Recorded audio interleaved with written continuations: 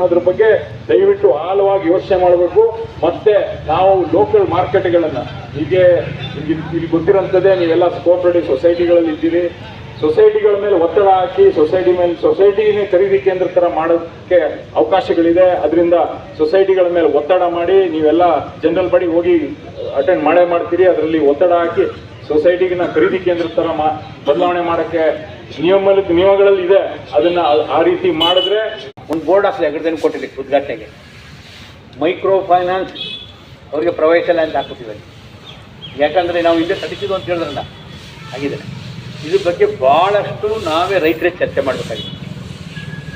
ಯಾಕೆ ನಾವು ಮೈಕ್ರೋ ಫೈನಾನ್ಸ್ಗೆ ದಾಳಿಗೆ ಒಳಗಾಗ್ತೀವಿ ಅಂತ ನಾನು ಬೇರೆ ದಾಳಿಯನ್ನು ಶಬ್ದನ ಉಪಯೋಗಿಸ್ತಿದ್ದೀನಿ. ಸರ್ಕಾರಿ ಸಂಸ್ಥೆಗಳು, ಹಣಕಾಸು ಸಂಸ್ಥೆಗಳು ಎಷ್ಟು ಸ್ಟ್ರೆಂಥನ್ ಆದಾಗ ಅಲ್ಲಿ ನಮ್ಮ ಸಣ್ಣ ಮಟ್ಟದ ಸಾಲ ಸಿಗ್ತದೆ.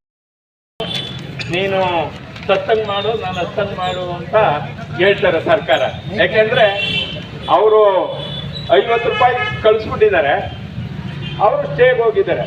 ನಾವು ಘನತೆ ವೆಚ್ಚ ನ್ಯಾಯಾಲಯದ ನ್ಯಾಯಾಧೀಶರಿಗೂ ಬೇಡ್ಕೊಳ್ತೀವಿ, ಯಾವತ್ತೂ ನೀವು ಇಂಥ ರೈತರ ಪರ ಅಥವಾ ದಲಿತರ ಪರ ಇನ್ನೊಂಥರ ಬಂದಾಗ ಕೋರ್ಟಲ್ಲಿ ನೀವು ಯಾವತ್ತೂ ದಿಢೀರಂತ ಸ್ಟೇ ಕೊಡಬೇಡಿ.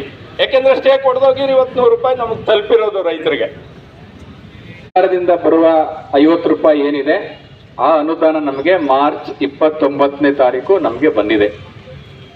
ಮಾರ್ಚ್ 31ನೇ ತಾರೀಕು ಕೊನೆಯ ದಿನಾಂಕ ಆಗಿರೋದ್ರಿಂದ ನಮ್ಮ ಹಣಕಾಸು ವರ್ಷ ನಾವು ಆ ದುಡ್ಡು ವ್ಯಪಗತ ಅಂದರೆ ಲ್ಯಾಪ್ಸ್ ಆಗಬಾರ್ದು ಅನ್ನೋ ಕಾರಣಕ್ಕೋಸ್ಕರ ನಾವೇನೇ ಭಾಳಷ್ಟು ಪ್ರಯತ್ನ ಪಟ್ಟು ಬೆಂಗಳೂರಿಗೆ ಕಳಿಸಿ ಆ ದುಡ್ಡನ್ನು ನಾವು ಈಗಾಗಲೇ ಡ್ರಾ ಮಾಡಿ ಜಿಲ್ಲಾಧಿಕಾರಿಗಳ PD ಖಾತೆಯಲ್ಲಿ ನಾವು ಇಟ್ಕೊಂಡಿದ್ದೇವೆ.